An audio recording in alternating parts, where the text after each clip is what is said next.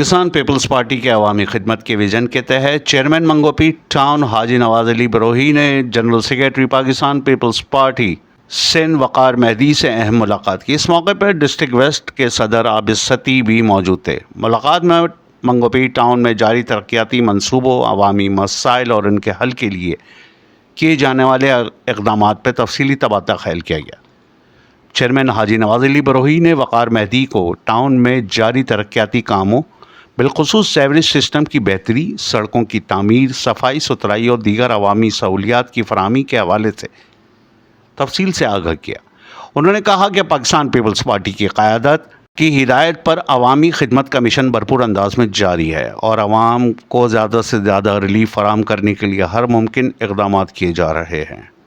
انہوں نے مزید کہا کہ منگوپی ٹاؤن میں بنیادی ڈھانچے کی بحالی کے کئی منصوبے تکمیل کے مراحل میں ہیں، جنہیں جلد مکمل کر کے عوام کے لیے سہولیات فراہم کی جائیں گی۔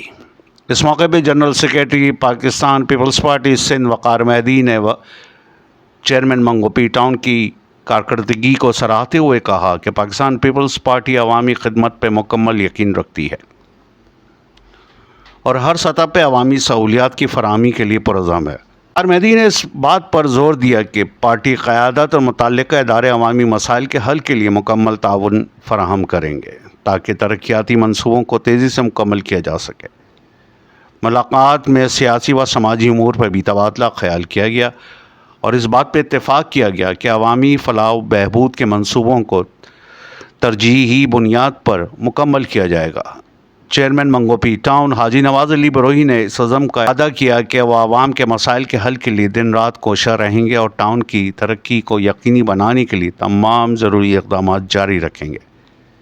یہ ملاقات منگوپی ٹاؤن کی ترقی اور عوامی سہولیات میں بہتری کے حوالے سے ایک مثبت پیش رفت ثابت ہوگی اور جلد ہی جاری ترقیاتی منصوبوں کے ثمرات عوام تک پہنچیں گے۔ HK network, Karachi.